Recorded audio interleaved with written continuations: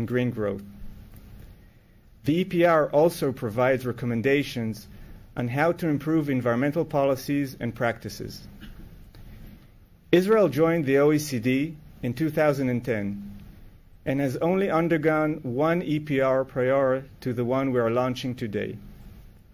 The first EPR was published in 2011, so this is a very timely and important occasion to see how far we have come in the past decade and what challenges and opportunities lie ahead. The EPR is not only a report card on our environmental performance, but also a valuable tool for learning from the experiences and best practices of other OECD countries. It helps us to identify our strengths and weaknesses and set priorities for action. It also fosters dialogue and cooperation among different stakeholders such as government agencies, civil society, private sector, and international partners. We are very grateful to the OECD for conducting this rigorous and constructive review of our environmental situation. We look forward to hearing your insights and recommendations today. We're also thankful to all the experts and contributors who participated in the process, including the two reviewing countries, Germany and Greece. I wish us all an informative and constructive event, and I would like to now invite Minister of Environmental Protection, Idit Silman, to open our event and set the scene to our conversation here today. Minister Silman, please.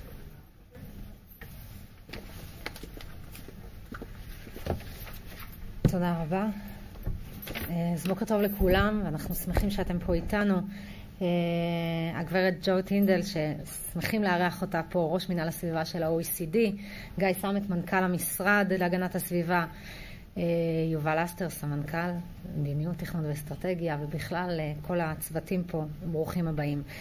אז אנחנו שמחים מאוד לפתוח את האירוע של השקת סקירת הביצועים הסביבתיים של ארגון ה-OECD על ישראל, ואני רוצה להביע את הערכה שלנו ל-OECD על העבודה המקצועית והשימושית בתחום הסביבה והאקלים בכלל, ועל הכנת אותה סקירה סביבתית על ישראל בפרט.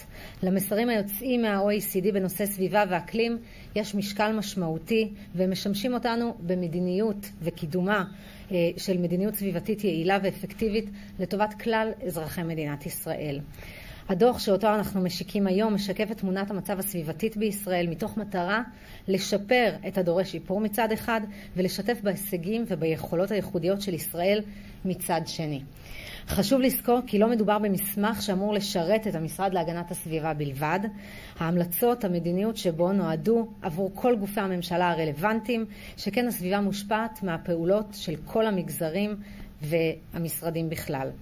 זהו הדוח השני על ישראל, והוא מגיע 12 שנים אחרי הדוח הראשון, כפי שניתן לקרוא בדוח החדש. מאז הייתה התקדמות במגוון תחומים, נחקקו חוקים, יושמו תוכניות פעולה שונות, נבנו תשתיות וקודמו שותפויות.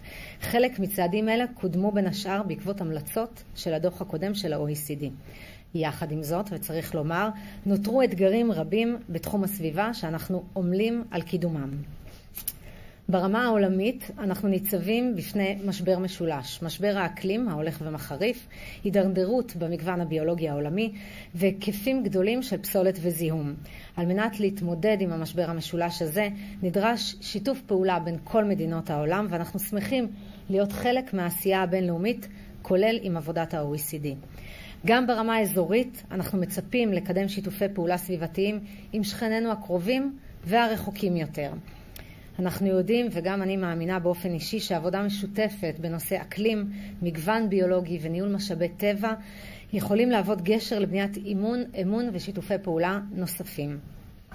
ברמה הלאומית אנחנו נחושים להמשיך בפעילות שאותה הנענו בעשור שחלף ולקדם מהלכים משמעותיים נוספים. אני מאמינה שנוכל לכל האתגרים שניצבים עוד לפנינו, ולא רק זו, אנחנו יכולים למצוא בהם הזדמנויות רבות, ולשם כך עלינו לקדם שיח ושיתוף פעולה עם כלל הגורמים והמגזרים בישראל. אז כפי שהצגתי קודם, דיברנו על איומים משולשים. אחד המרכזיים שבהם הוא שינוי האקלים. ישראל, כפי שאתם יודעים, מחויבת לאיפוס פליטות עד 2050, וכן הגברנו את השאפתנות שלנו בתחום הזה. על אף תחילתה של המגמה של ירידה בפלטות במשק בישראל, יש לנו עוד דרך גם להשגת היעדים שקבענו לעצמנו ל-2030 וגם ל-2050 שמדברים על 0 פלטות. המשק בישראל עדיין תלוי כמעט לחלוטין בדלקים פוסיליים, מזהמים, ואין ספק כי יש להאיץ את הפעולות לגמילת המשק מדלקים פוסיליים באמצעות מעבר לאנרגיות מתחדשות ולתחבורה יעילה, חשמלית ונקייה.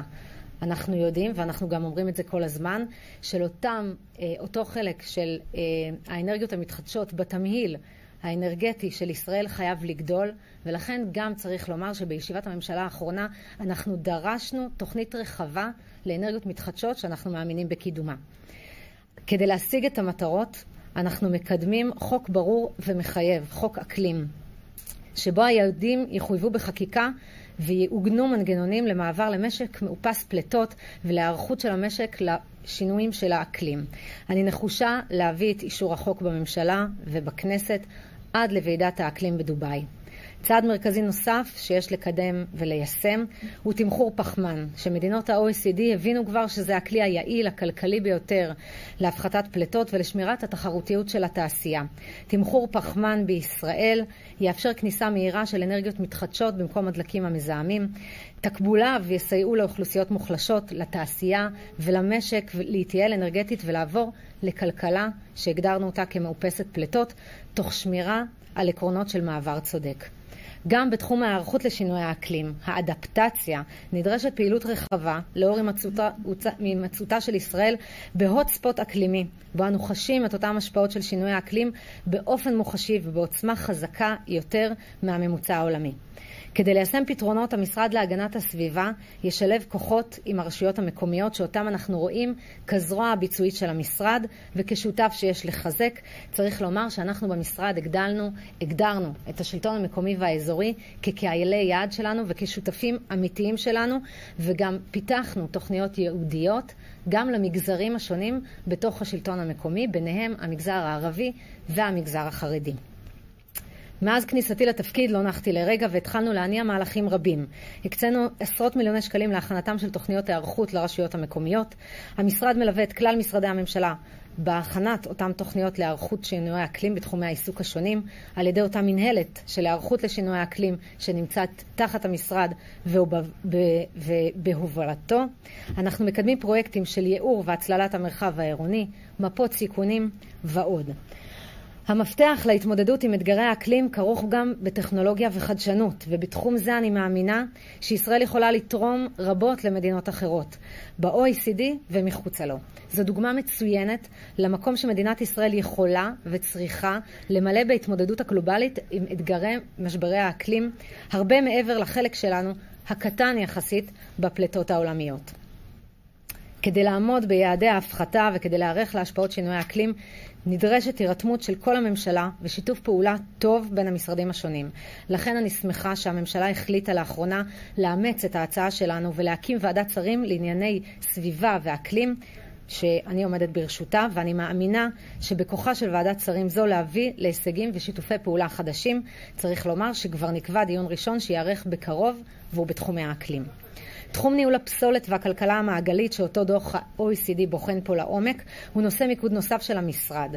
צריך לומר שתחום הפסולת אותה שמנו כאסטרטגיה מרכזית אצלנו במשרד, ואני יכולה לומר לכם שאסטרטגיות ותוכניות רבות וטובות נכתבו כבר בעבר, וכאשר אני הגעתי למשרד מצאתי מסמכי מדיניות ואסטרטגיה רבים, אך בפועל לא הרבה קודם בשטח הלכה למעשה, ולכן אנחנו החלטנו שכעת הזמן לעשייה בשטח, עשייה של 0 הטמנה, ולכן נלחמנו ביחד על שמירת קרן הניקיון והצלחנו לשמר אותה פה במשרד.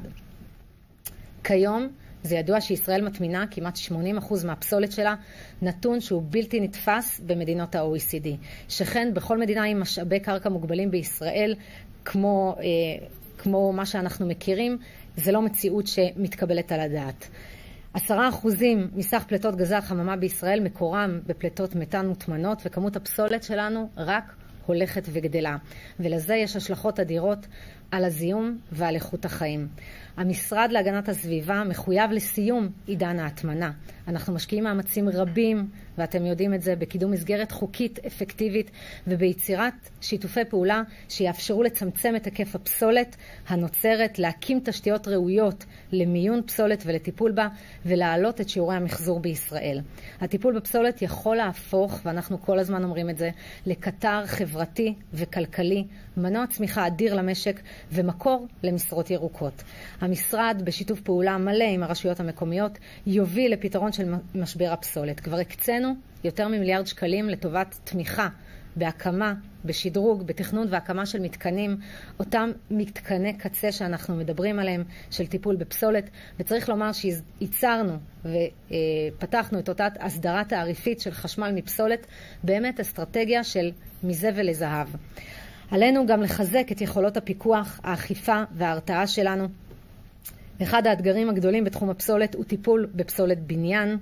על אף ההתקדמות המסוימת, תופעת ההשלכת הפסולת הבלתי חוקית עדיין משמעותית בהיקף שכמיליון טונות בישראל, וחייבים מבחינתנו למגר אותה. אנחנו רואים בזה באמת נושא פיראטי בלתי חוקי, ולכן לקחנו אותו ואנחנו מקדמים חקיקה מקיפה בתחום פסולת בניין שעברה קריאה ראשונה בחוק ההסדרים וכרגע מתקדמת בוועדה הלכה למעשה. ומלבד פסולת הבנייה, כמו בשאר מדינות העולם, אנחנו מתמודדים עם היקף אדיר של פסולת פלסטיק בחישוב לנפש, ולישראל צריך לומר, היא צרכנית גדולה מאוד של כלים חד פעמיים מפלסטיק, הגורמים לנזקים עצומים בכל הרבדים הסביבתיים והבריאותיים, וכידוע לכם, בוטל המיסוי על הכלים החד פעמיים, אבל אנחנו, כדי להביא להפחתה בצריכה, אנחנו עמלים בימים האלה להציג חלופה לצמצום הצריכה של הכלים החד פעמיים, ולהוביל מהלך הדרגתי ונכון של שינוי שיביא לפתרון הולם לכלל האוכלוסיות בישראל.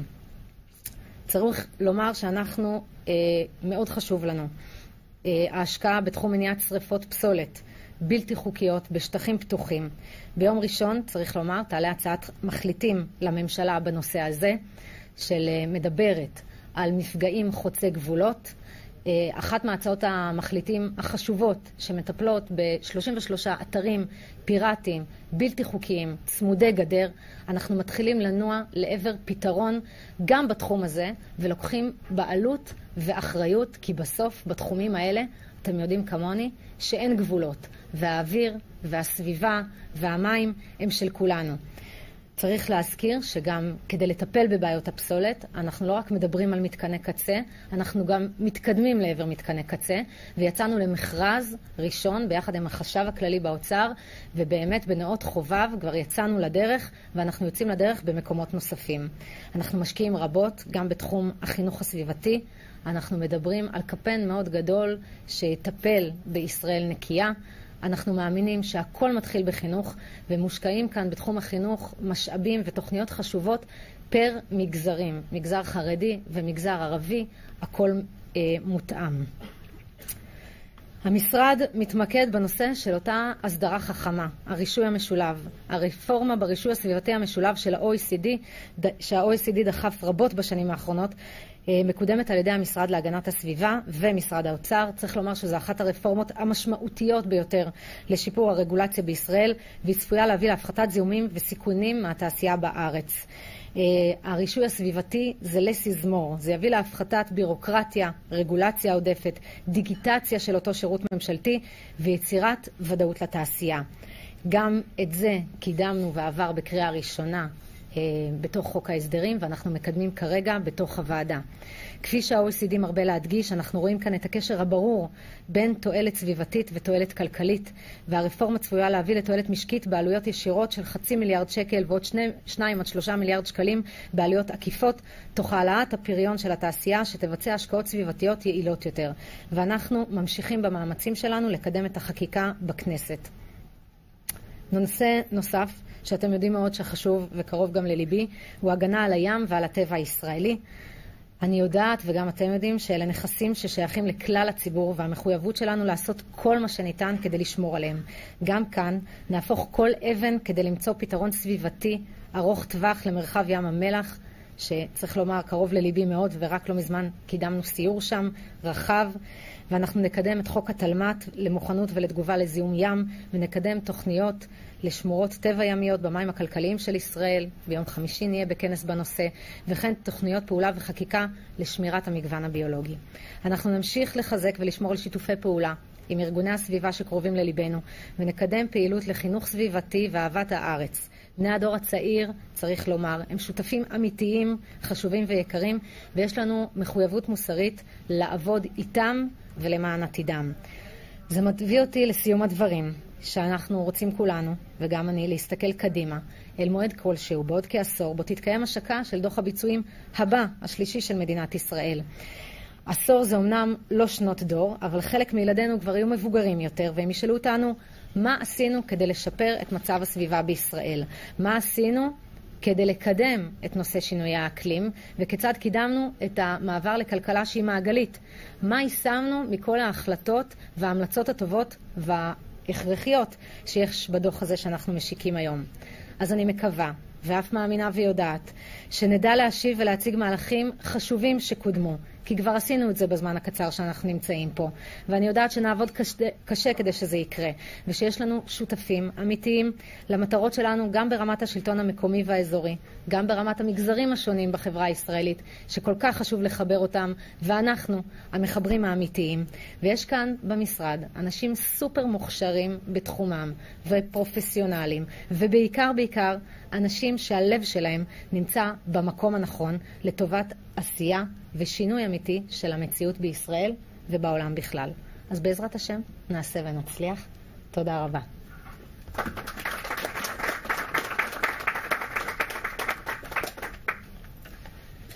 תודה, השרה. Thank you very much, Minister, for these inspiring remarks.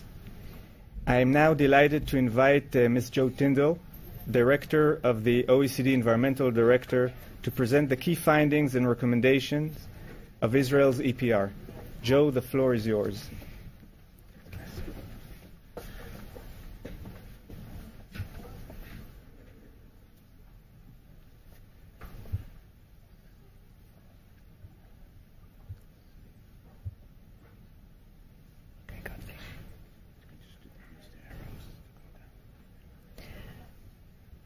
Minister Silman, thank you so much for that introductory speech, really inspiring, and in fact you've already answered a number of the comments and points that have been made in the Environmental Performance Review. But ladies and gentlemen, it's a real pleasure to be here in Jerusalem today to launch the OECD Environmental Performance Review of Israel.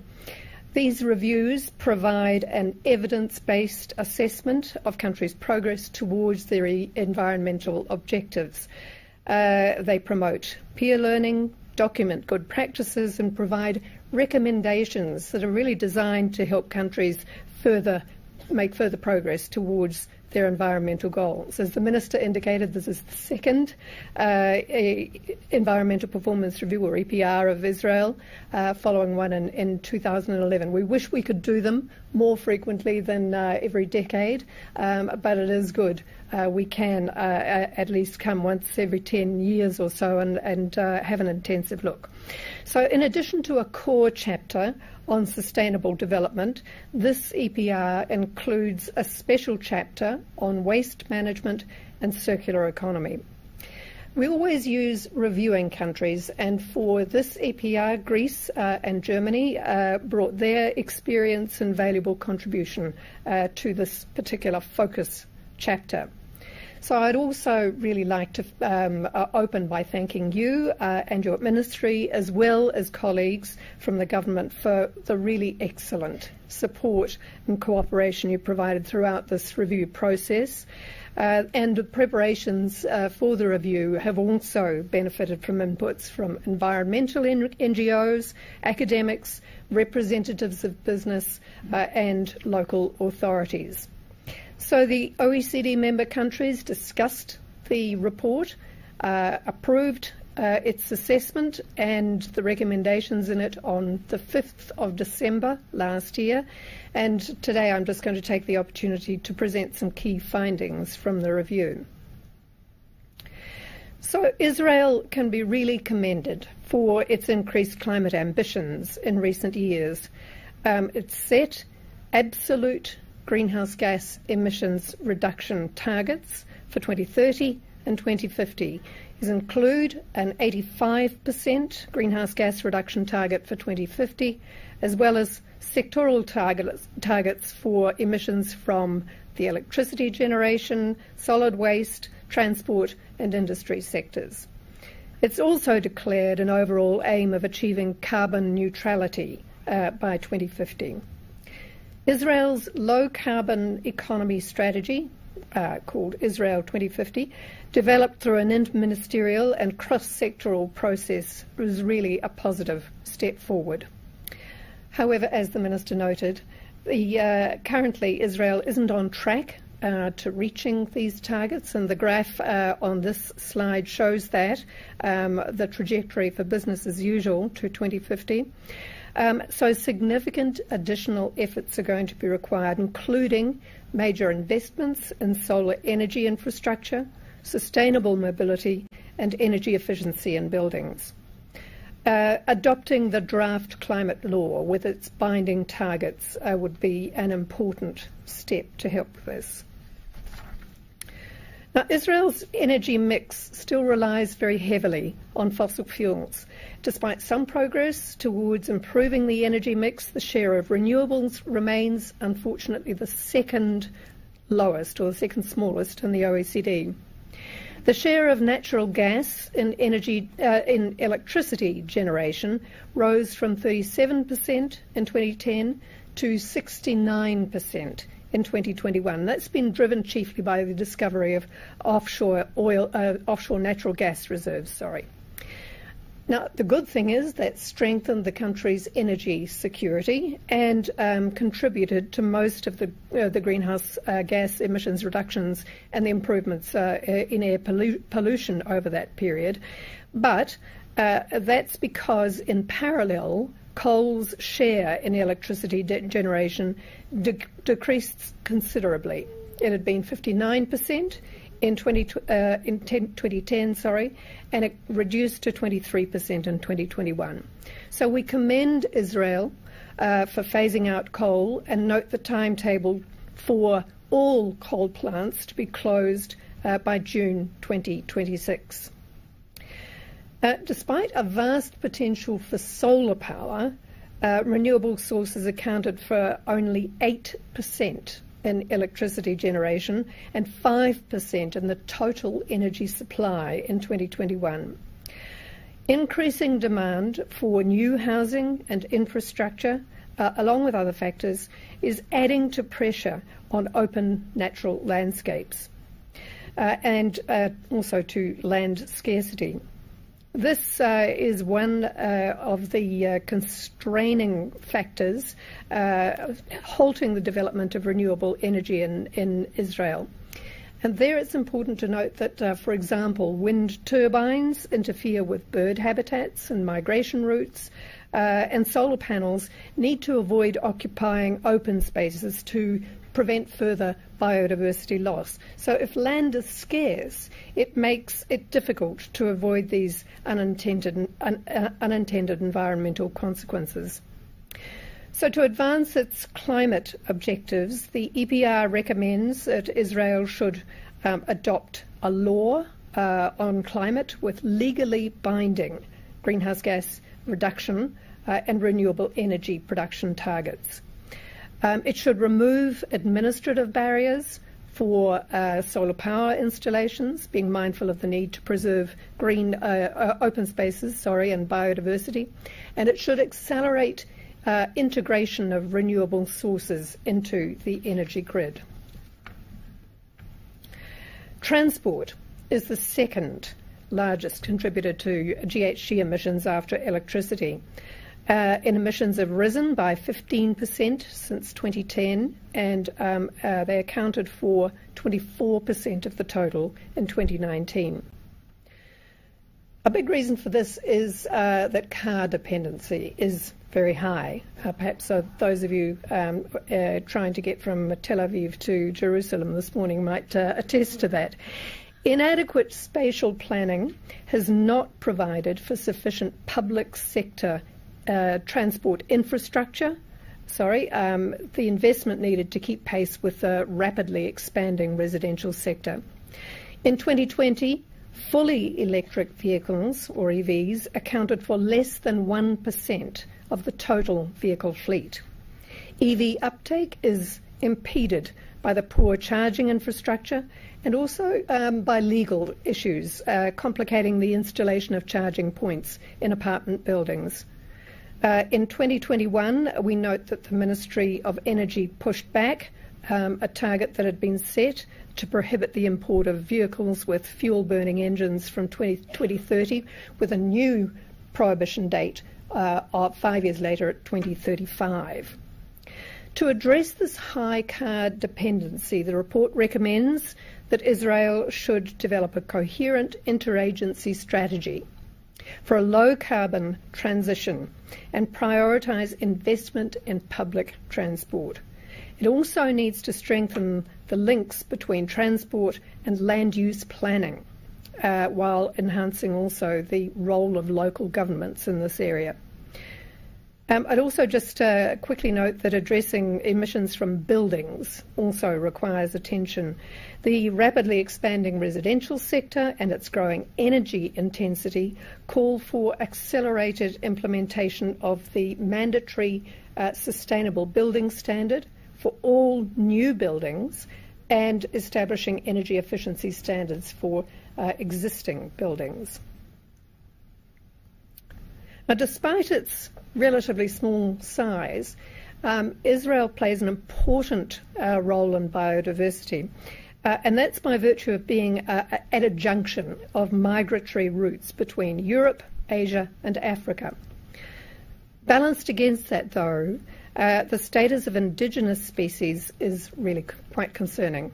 More mammal species as a share of total indigenous mammals are threatened in Israel than in any other OECD country. Israel hasn't yet established official biodiversity targets as had been recommended in our 2011 EPR. 19 national targets were formulated in 2015, consistent with the Convention on Biological Diversity's Aichi targets, but they have not yet been approved. An overarching approach to mainstream biodiversity considerations into sectoral policies is lacking. In 2020, a new Israeli National Biodiversity Strategy and Action Plan was developed, but it's still waiting to be adopted. So the EPR recommends that Israel adopt and implement a national biodiversity strategy and action plan with measurable targets.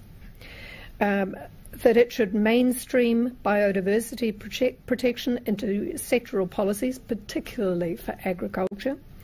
And this should include regulation to stem the introduction and spread of invasive alien species.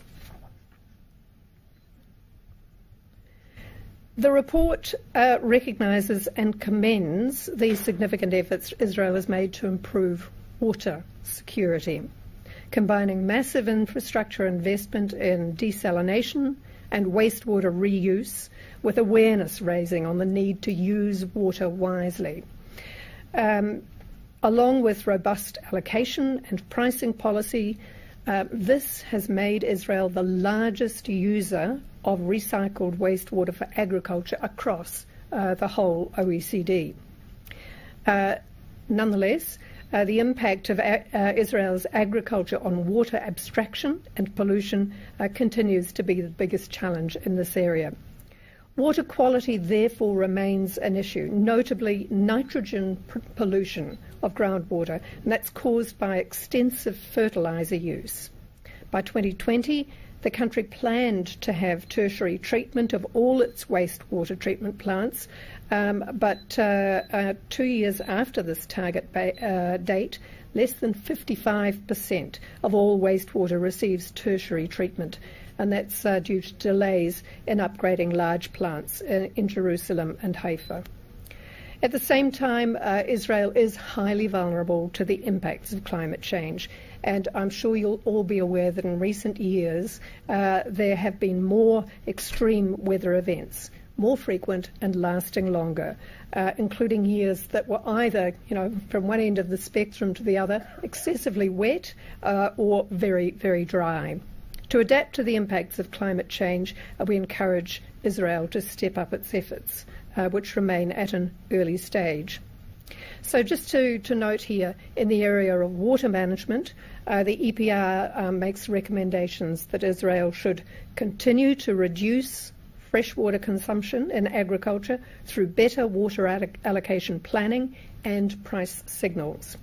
It should reduce nutrient loading from agriculture through stricter requirements for fertiliser application, taxes on fertilisers, awareness raising and training for farmers, and it should complete upgrades of the wastewater treatment infrastructure to reduce the impact on water quality. When it comes to environmental governance and compliance, the EPR notes Israel's environmental regulatory framework is fragmented and partly outdated, and regulatory uncertainty is around the world. It's always a significant challenge for business. So the report makes highlights several areas for improvement. The application of environmental impact assessment. It's pretty much narrower here than for the rest of, than for example, the European Union. Spatial planning does undergo environmental assessment, but not systematically. So the report recommends that Israel should establish a comprehensive assessment system for all projects, policies, plans and programs with a potentially significant environmental impact. The environmental planning system is governed by disparate laws and it's not integrated across environmental media. So the adoption of the environmental licensing law would be a positive step forward. The compliance monitoring and enforcement capacity of the Ministry of Environmental Protection has increased over the past decade, but it remains insufficient. Local authorities should be encouraged to establish environmental units and be empowered to undertake compliance assurance activities. And then Israel should adopt legislation to impose liability for land contamination on operators of activities with high environmental risk and to create a mechanism for financing the remediation of contaminated sites. If we look at economic instruments for green growth, the report highlights that Israel has a relatively high share of environmentally related tax revenue compared with the OECD average. It represented 2.3% of GDP, this revenue, and 7.7% of total government revenue from taxes and social contributions in 2020. Excise taxes on motor fuels are amongst the highest across OECD, both for gasoline and diesel, but other fossil fuels have so far been taxed at very low rates. Israel is planning to create a carbon tax in the form of a progressive increase over 5 years in the excise taxes on coal, fuel oil, natural gas, liquefied petroleum gas and petcoke. At the same time, though, environmentally harmful subsidies remain, despite the phase-out efforts. And Israel's fossil fuel subsidies increased over the past decade, apart from a slight decline in 2020. So more consistent price signals are needed to help with behaviour change and to advance on climate goals. And the EPR recommends that Israel implement the carbon pricing framework, making sure that the increased excise tax rates are commensurate with the fuel's carbon content, and they should phase out excise tax rebates for diesel and eliminate subsidies for natural gas producers. So just turning quickly to the thematic chapter of the EPR, we took an in-depth look at Israel's progress on circular economy and waste management. These are Israel's policy priorities, two of them. Israel's sustained economic and population growth over the past decade have contributed to really very high levels of municipal solid waste generation, while the share of both landfilling, and I think the Minister mentioned the 80% figure there, and recovery have not changed. The recovery percentage is 20%. In 2020, Israel generated 6 million tonnes of household waste for a population of around 9.2 million. And that made it one of the countries with the highest levels of household waste per capita amongst the OECD. The waste sector contributes to about 3% of total greenhouse gas emissions for the average of the OECD, but in Israel it's 8%, so it's quite significantly higher. Israel can take a number of actions to halt and reverse these trends. And we're suggesting the EPR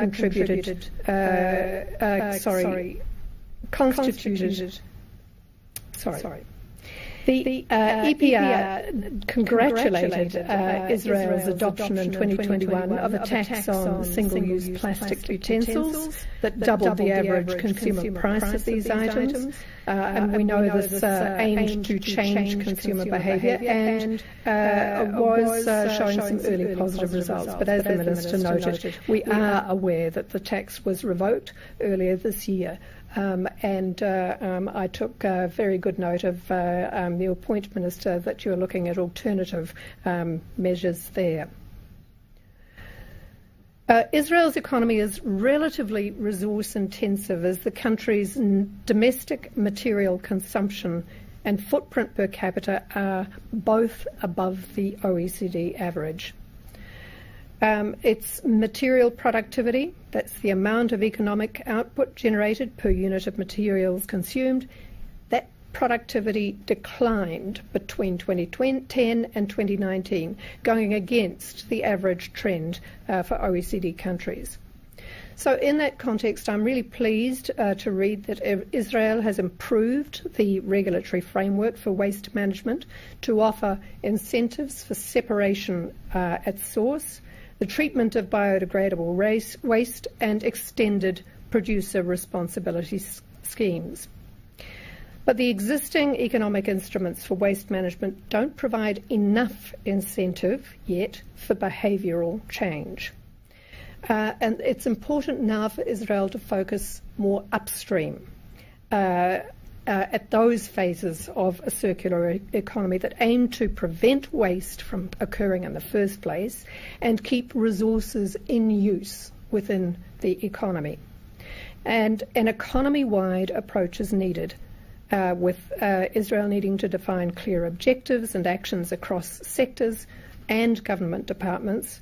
And at the same time, local authorities need to be empowered to catalyse the country's transition from a linear to a circular economy. And the report provides a number of recommendations to support Israel in strengthening waste management and moving towards a circular economy. We've got a session, I think, that follows this one, so I won't go through those particular recommendations now. Strengthening the role of municipalities will be key to achieving recycling targets and applying circular economy principles in areas like built environment. Municipalities are legally obliged to collect packaging and electrical waste separately, but they have discretion in sorting other types of waste. And the role of local authorities in transitioning from a linear to a circular economy has to be strengthened. The central government should provide them with regulatory and technical support to boost regional waste management schemes, as well as build their capacity to reduce waste generation and increase resource efficiency. tools like pilot programs, as well as setting up mechanisms for the exchange of good practice amongst municipalities should also be employed. It's really important to engage a very broad range of stakeholders. To do that and to focus on awareness raising are going to be important in making citizens and businesses part of the circular economy. The initiatives to date, like the AmCham Circular Economy Forum, those led by the Manufacturers Association of Israel, for example, have really focused on the private sector. And of course, these are positive developments, but ensuring sustainable waste management and a transition towards a circular economy requires going beyond the private sector, including civil society, community-based organisations and knowledge institutions. So the report recommends that Israel should promote a bottom-up approach to a circular economy by establishing a formal stakeholder engagement mechanism like an advisory group. And that could inform circular economy policies, create incentives to reward cities and businesses that achieve predefined zero waste targets. So to conclude, the report provides a number of recommendations to support Israel in strengthening waste management and moving towards a circular economy. Just to summarise a few key recommendations here on this slide, we recommend implementing the Sustainable Waste Economy Strategy for 2030 with a comprehensive framework legislation aligned with the country's quantitative targets and establish a roadmap towards that circular economy. We encourage a move from waste to resource management by starting to develop higher value material loops whereby materials are recovered, reclaimed, recycled or biodegraded through natural or technological processes and fostering eco-design, repair and reuse. Also mainstreaming resource efficiency goals into government policy. We recommend recognising the role of local authorities as key players in transitioning to a circular economy and providing regulatory and technical support to strengthen regional waste management schemes.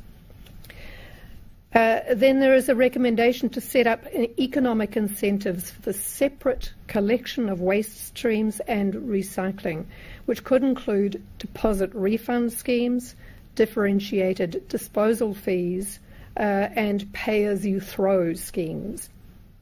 And finally, we recommend implementing circular criteria in green public procurement, incorporating different business models and tenders, for example, whether that's rental, product as a service models, and building capacity in contract management and tender definition. So this EPR makes 24 recommendations in total that we hope will help Israel progress towards its sustainable development, waste management and circular economy goals. Our aim has been to provide momentum and inspiration for Israel as it pursues a greener future. So thank you for your attention.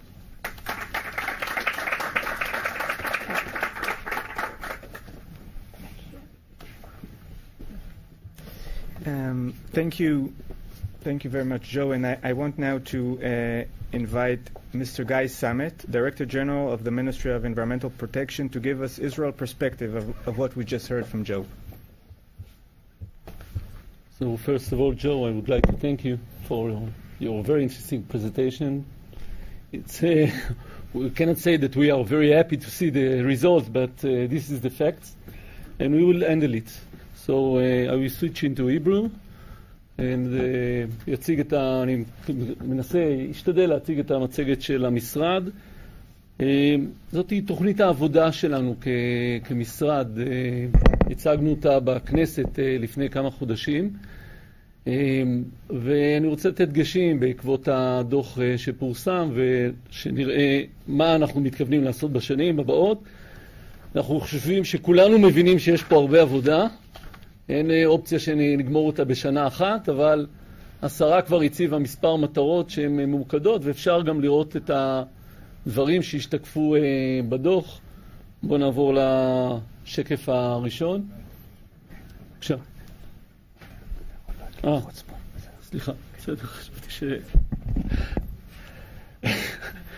אז בשקף הזה מה שאנחנו יכולים לראות,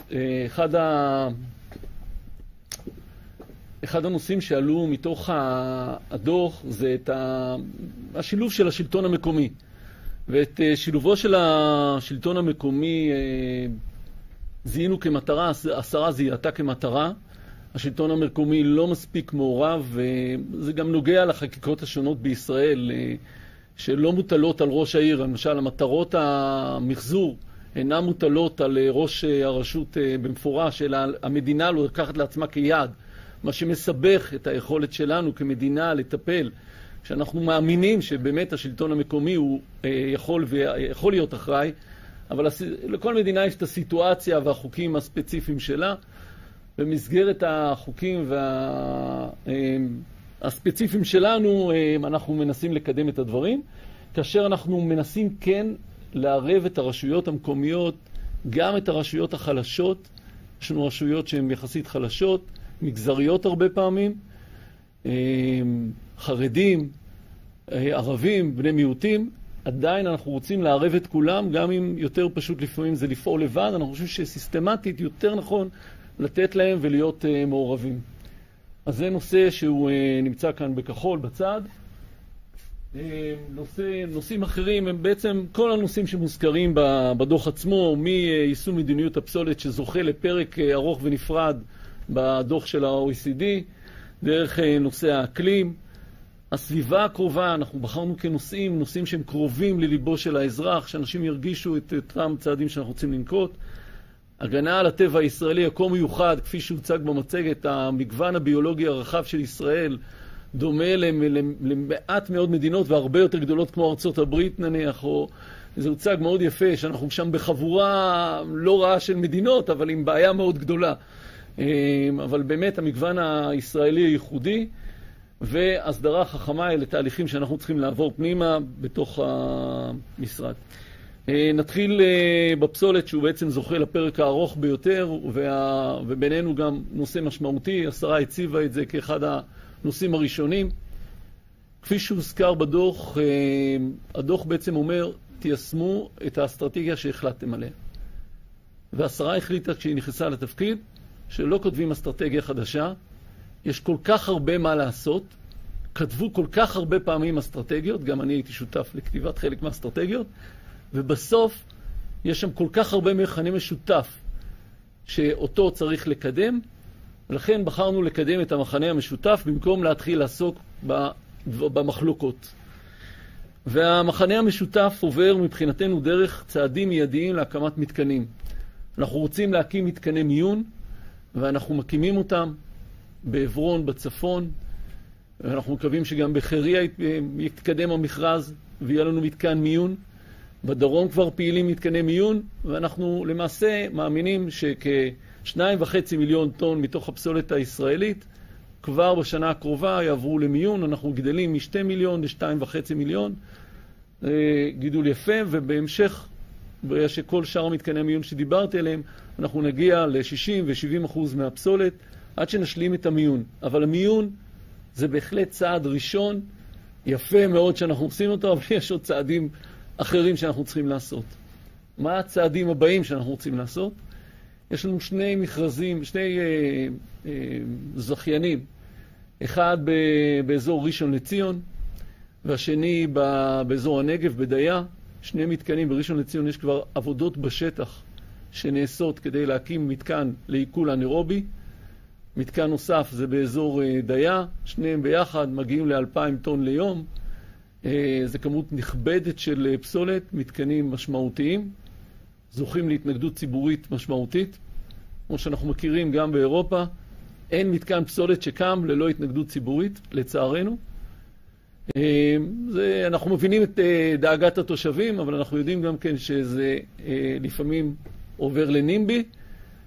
השרה אמיצה ומצליחה, אנחנו דוחפים את הקמת המתקנים האלה, ונגיע להקמת המתקנים. יש זוכים, יש עבודות בשטח בראשון, ואנחנו גם מקווים שבדיין נניח את אבן הפינה, ויש שם זוכים מאמינים שיהיו מתקנים. אבל אנחנו לא יכולים להסתפק בזה, ולכן אנחנו מנסים בלית ברירה, כי באופן אופטימלי, כמו שאנחנו רואים בשאר מדינות האיחוד האירופי, השלטון המקומי הוא זה שממש מקים את המתקנים. הוא זה שבונה אותם, הוא זה שמממן אותם, הוא זה שמתחייב לכמויות הפסולת הנכנסת. אבל אצלנו יש שיטה ייחודית שבה יש קרן במשרד להגנת סביבה, שנשארה במשרד להגנת סביבה למרות ההסכמים הקואליציוניים. ואנחנו נפרסם הסדרה שהיא מעין הסדרה תעריפית, כמו שנהוג ברשות החשמל. אנחנו עובדים ביחד עם רשות החשמל, ביחד עם השותפים מהחשב הכללי, לתת בעצם תעריף של התועלות הסביבתיות, שהוא מעבר לתעריף האנרגיה הירוקה, במקרה הזה של הביוגז, מה שישחרר את השוק הפרטי להקים את אותם מתקנים, ונלווה את זה בהליכים משלימים תכנוניים כדי לעזור להם, בין אם להגיש אותם לוות"ל או ועדות תכנון אחרויות כדי לקדם את המתקנים. יש לנו, כפי שהשרה הזכירה, מתקן השבה בנאות חובב שפורסם ה-PQ, שזה השלב הראשון, מכרז בינלאומי למתקן השבה די בינוני, הוא לא, אפשר להגיד שהוא אחד הגדולים, אבל עדיין כ-300,000 טון פסולת בשנה. והוא יהיה בעצם המתקן הראשון שיש של השבה. מי שראה את השקף שהציגה ג'ו, אז הוא יכול לראות שהסימן הכתום של השבת אנרגיה כמעט ולא קיים במדינת ישראל. הוא לבטח לא הדבר.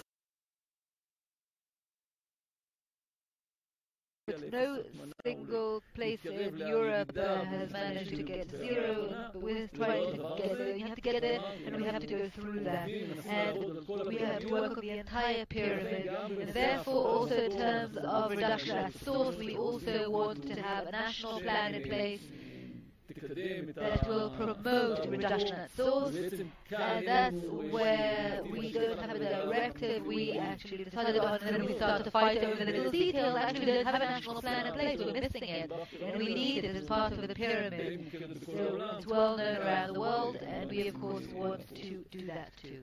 I'm going to talk about waste a little more because it's really one of the most meaningful chapters. We have waste burning, which is one of the severest and perhaps most embarrassing phenomena. Also, health-wise, this is a huge risk. It is happening in Israel's weaker areas where waste is being burned. In order to stop that from happening, we are going to help the local authorities. We're going to make sure that the villages actually collect their waste, because they don't actually collect waste there in all places. We have to make them reach a point where they collect their waste, where it is taken then to the different facilities. I believe that at the beginning we're not going to see recycling facilities at first, only landfilling ones, but of course we're going to get recycling as well. There's a government resolution that is going to go up to the government's approval on Sunday to budget this activity, and we hope that it will be approved by the government.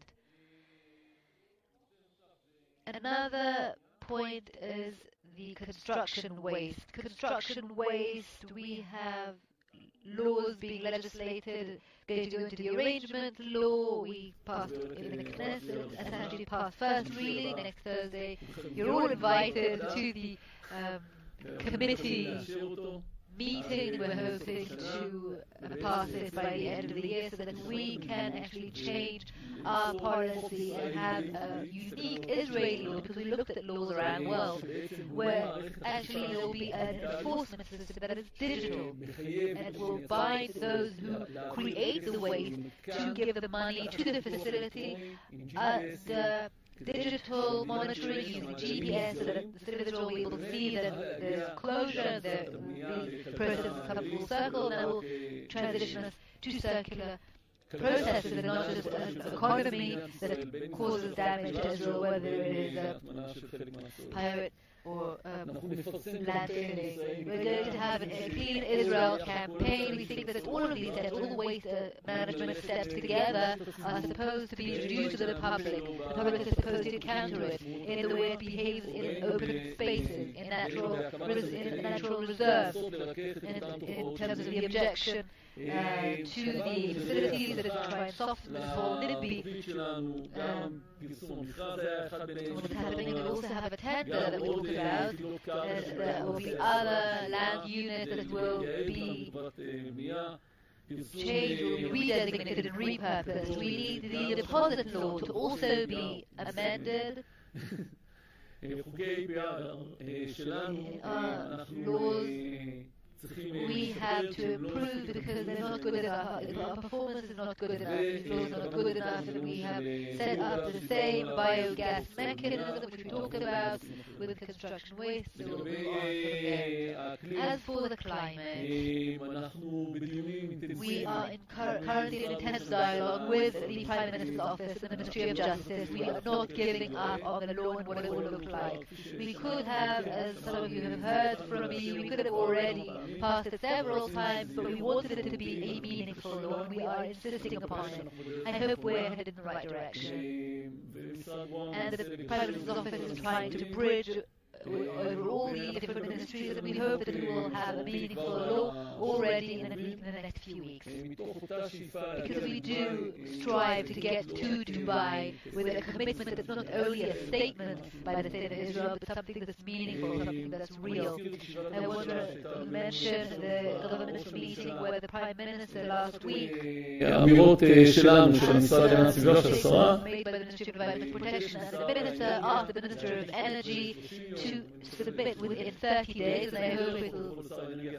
The Minister asked for an extension, but the Prime Minister has asked for a plan for renewable energy to be submitted that will push our transition to renewable energy.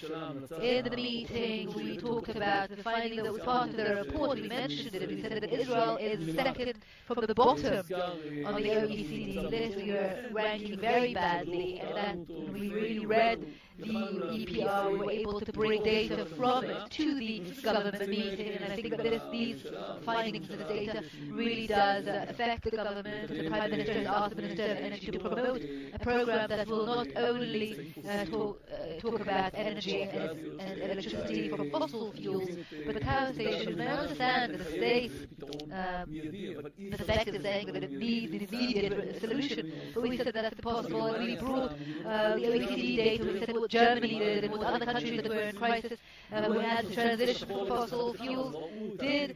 Maybe they used carbon to begin with, but they also looked toward the future and did the steps necessary. The Prime Minister agreed with me.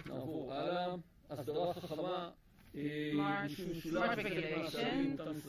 Some of the steps that Israel needs to complete vis-a-vis OECD and of course for itself. We have concluded with the Ministry of Finance of 170 million shekels earmarked towards the regulation. But ultimately we're going to have the market see unified regulation with the ability of the market to function in factories are going to have regulation which create assuredness, which create more health, and we're going to ultimately have a better view of everything, and of course the civilians are going to enjoy it. And itself, we wish for it to be part of the law regulation beginning to end. There has been a change, there is a commitment of the chairman in the Knesset committee to try and promote it in the next government session. I know that they have fixed dates for meetings. They are starting next week, and so it's going to be meaningfully attended to in the Israeli parliament, and we hope that in the next summer session of the Israeli government we will be able to end the legislation. This will be followed by meaningful organizational steps. So legislation will not be enough, but there's a need to change the entire system internally, and these are the most difficult steps to do, changing things from within, and we do need to go, for example, to digital steps, which are going to be convenient for everyone. We're going to have an effort that is going to be combined by all members in the closed environment, municipality. We are not forgetting the Haifa Bay Area. This is very meaningful and in Israel, and we have to let go of the fossil era, refineries, and industrial zone, which is very broad and also highly contaminating since the era of the British mandate here in this country. This is part of the development of Israel, part of the use of a non-renewable energy. We believe and we know that this should be stopped. There are operative steps being taken this year already. There are exchanges, then alternatives are put into place, and this is all in order to enable the market to continue working and still at the same time end the fossil era at the heart of the area. Relating to public transportation, sustainable transportation, we are switching to electric buses. And as I mentioned earlier, in the Arab and ultra-Orthodox sector, we wish to uniquely treat all areas, not only waste, but also climate change. We have done several things in the past, and we will continue moving along there. As far as operative steps and our goals, we have set goals of for the emissions of cars and roads, a drop of 1% a year, and the rate of buses, as I mentioned earlier, in the ultra-Orthodox and Arab environment. We are going to promote a government decision or a public appeal. In the Arab area, we're going to continue implementing the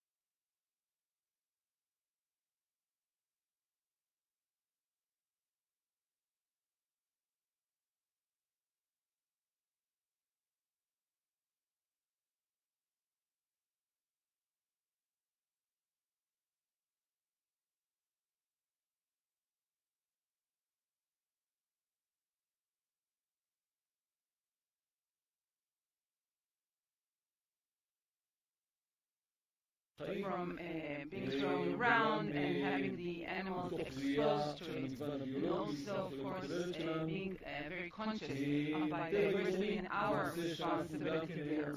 Municipal and natural areas. This is also something we wish to attend to. Areas that are close to people's homes, to the population in the middle sections of Israel, which is most of the population, and most people do not go to the Negev southern area, which is one of the largest open lands in Israel. This program, it does not perhaps answer all the points the report is pointing at. We're going to study the report. We are very aware of the fact that we have a long work cut out for us. We accept the report with a lot of love. We understand the importance. We want to thank you for coming to Israel. Thank you very much.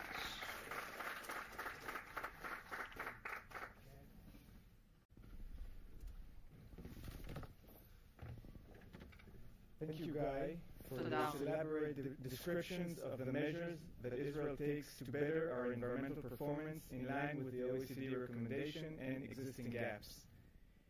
Now I would like to open the floor for a short Q&A session with our distinguished guests and speakers.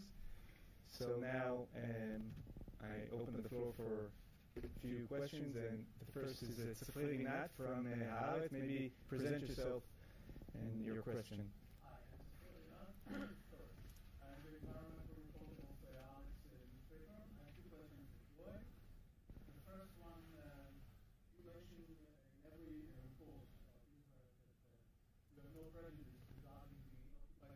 territories. However, environmentally speaking, those territories are very significant in the Israeli environment from different perspectives, including dumping of waste, illegal dumping.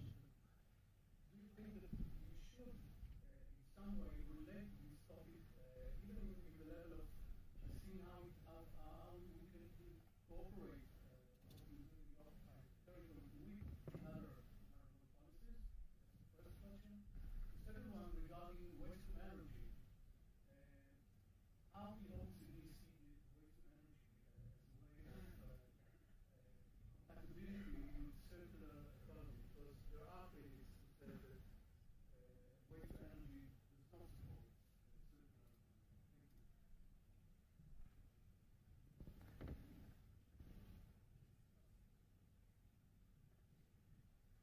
Thank you for those questions. For the first one, I'm not going to comment on the kind of the political issue you raised.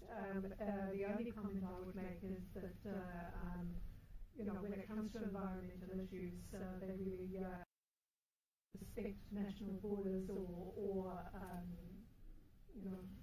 the environment and sees what is happening where. So cooperation in any form, I think, is something that we would always support. In response to the second one, waste to energy, I think that one of the key things that's important is to be, as we talked about it, taking a systems thinking approach, a systems-wide approach, and mainstreaming policy development and implementation within the whole of government. So looking at the picture very, very broadly, the whole life cycle, the whole production chain, and to make sure that if you're looking at waste to energy, you're looking at all the intended and or unintended consequences across that value chain. It's also important when you're looking at the production end to make sure that you're not utilising resources to create energy that are actually having a negative impact on other sectors like production of food. So it's definitely making sure you've got a whole of system approach and an integrated policy approach to finding these answers.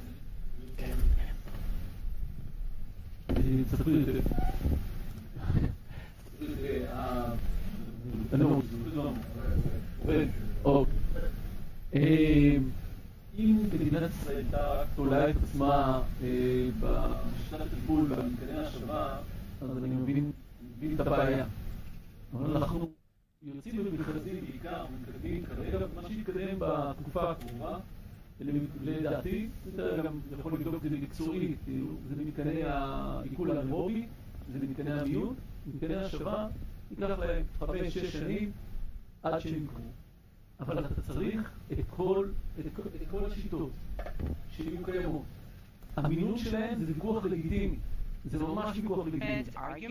אבל לא לנקוט בצעדים האלה זה בעצם סימן עיניים. זה המשך אותו גרף עלוב ועצוב של כמויות מאוד גדולות של הטמנות. ואנחנו חייבים מכל המחלוקות האלה שיש, חייבים להגיע למצב שבו אנחנו מכינים ומחשבים במגוון שורשים. מעניין שאני לא יודע יהיה זה sees it really happening, but I have to make sure that all methodologies are possible. What's going to happen in the near future is a national program of sorting and facilities. These are things that we will see very recently, and we're putting the heaviest economic instruments there, and then you'll see the other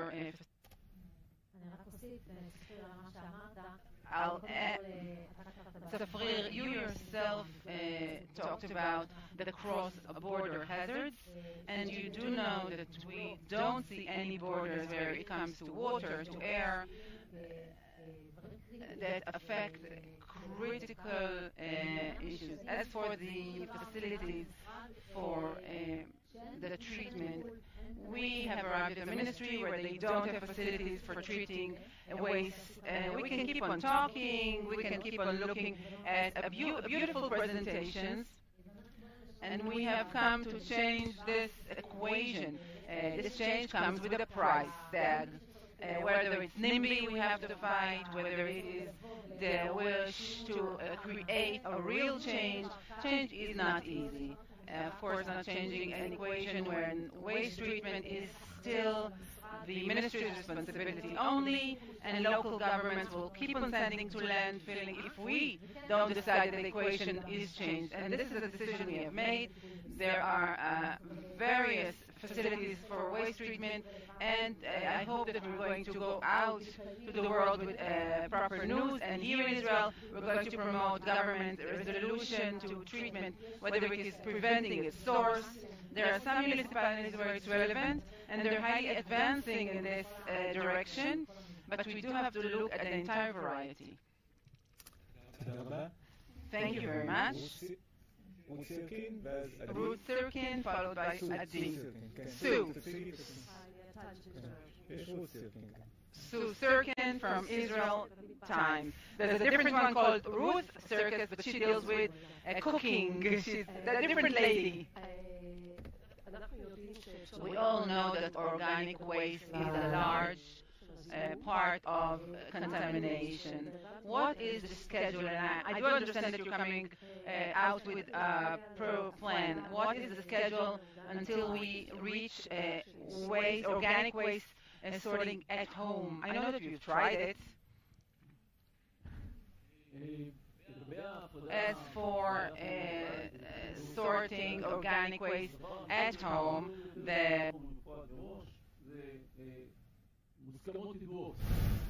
אבל אנחנו בסיטואציה כרגע שאין לנו הפרדה של חומר אורגני בבית, ולכן אנחנו בונים מתקני מיון שיפרידו את החומר האורגני, יטפלו בו ויוציאו את המתאן ממנו כדי להפחית את אותם גזי חממה שגם הוצאו במצגת של היום, שמקורם בפסולת, ולאחר מכן אנחנו לוקחים את אותו חומר וייתכן ואפילו גם מטמינים אותו אחרי שנטרלנו אותו. או שנעשה בו שימוש כקומפוסט, או שנטמין אותו, וכרוב סיכוי טוב גם שייתכן ונטמין אותו. אבל אלה צעדים שאנחנו עושים בזמן הקרוב, ללא תלות בהפרדת החומר האורגני בבתים. כדי להתחיל ולעשות, ולא להתקע ולחכות. הרי יש אותו בעיה, אותה דילמה, של בין לבנות מתקן, כשאין לך הפרדה במקור, מתקן שלא ישרש שום דבר, כי אין כמות כזאת של חומר שמופעל במקור, ולכן אנחנו החלטנו, אנחנו עושים, אנחנו לא מחכים כל הזמן, אנחנו מנסים לעשות בשלב המיידי, גם אם הפסולת לא מוינה במקור, אם היא תהיה מוינת במקור, ללא ספק נוכל להשתמש בה כקומפוסט. אם לא מוינת במקור, יש לנו ספק, אנחנו בודקים אמצעים לחקיקה בנושא הזה, ורוצים להעביר חקיקה שתמנע אולי שימוש בזה בקומפוסט, אבל אנחנו מטפלים ומוציאים ממנו את המתאן. עושים את הטיפול הסביבתי, אולי הוא גם יקר, אבל עושים את המעשה הסביבתי. תודה. אני רק רוצה להוסיף שבסופו של דבר הפרדה במקור אנחנו רואים בערך. זה דבר שהוא מאוד מאוד חשוב, וניסו לקדם את זה כאסטרטגיה בעבר. אבל כשמקדמים הפרדה במקור ללא פתרונות קצה לאותה הפרדה במקור, אז אנחנו מפרידים את הפסולת, אבל בסוף אנחנו שמים את זה באותה מכולה של זבל ובאותה נקודת קצה. ואז בעצם לא עשינו שום.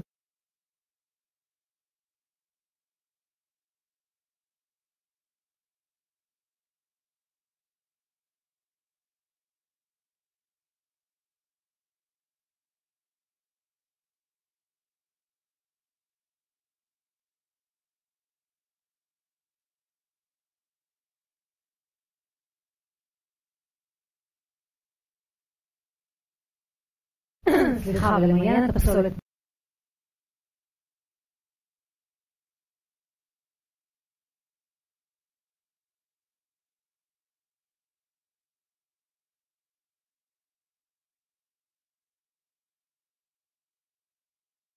דבר שהוא ארוך טווח ולא קצר. תודה רבה. עדי, כן. Thank you very much. Idit Silman, the Managing Director of the Israel Resource Efficiency Center. So first of all, I want to really thank Jo and the OECD, and please convey to all your staff This is a very valuable tool. I'm sure the rest of my professional colleagues before Israel joined the OECD, we didn't have this extremely valuable benchmark. And I think Guy and the Minister can go to Parliament and say Israel is last from the bottom, etc. And I started working in the Ministry in 2000 and we didn't have this valuable tool. So thank you very much for all the efforts, and it's an extremely valuable benchmark. And having said that, the mechanism of the carrots and the stick, we are part of the carrots that the Ministry provides to the manufacturing industry to support resource efficiency. Does the OECD provide some stick? I mean, is there at the end of the rope, any measures? I mean, has any country been relieved from the OECD? I mean, are there any, or is it just a benchmark, which is again very valuable? Sorry, I wasn't quite sure what you meant by relieved from the OECD. I mean, is there like the carrot and the stick, but does the OECD have any sticks as to measures to countries that you've been performing so many years? It's not. The OECD makes policy recommendations, provides advice to help with policies. We don't sort of generally set standards and so on. So amongst the policy recommendations, there are, of course, sometimes approaches that are regulatory in nature, and where there is governance and compliance arrangements. One of the things we really strongly push for is for compliance to be accompanied by full transparency, monitoring, measurement, evaluation, so that it's not a case of just having a rule on the books that may or may not be given full effect. אני חושבת שגיא נתן כאן את הדוגמה מקודם של נתונים שנותנים לנו כוח ושאנחנו יכולים להשתמש בהם. בישיבת הממשלה האחרונה, כשהביאו תחנות כוח לאישור הממשלה, דיברנו באמת על עצם העובדה שצריך בד בבד להביא איתם את האנרגיות המתחדשות ברמת מכרז ותעריפים מסודרים, לא לתת רק לשוק החופשי, כי אנחנו מבינים, על פי הנתונים, שאנחנו נמצאים שניים מהסוף. אז אנחנו יודעים שבאנרגיות המתחדשות יש לנו עוד דרך ארוכה לעשות, ואנחנו צריכים להשתפר בזה. לאור הנתונים שהצגנו שם, שזה באמת הנתונים שהביאו אותם ב-OECD, יכלנו לבקש, וראש הממשלה לאור זאת גם ביקש, להביא תוכנית תוך 30 יום לאנרגיות מתחדשות שתוצג לנו, תוצג לראש הממשלה, כי זה קריטי לנו וחשוב לנו. אז לנתונים האלה יש בהחלט כוח, ולאמירות שיוצאות מהדוח, שאנחנו יודעים להשתמש בהם כמשרד, ובאמת למנף אותם, לאותה עשייה משמעותית בשטח, הלכה למעשה. So, thank you all. I hope you found today's event interesting. I want to give a special thank you to Adam Shelinsik that for the past 2 years really worked hard on the EPR and on other things. So, Adam, thank you. And thanks Joe, Kathleen, Oriana. We'll have now another specific discussion on waste and circular economy with our distinguished guests. Have a great continue of the day. Bye-bye.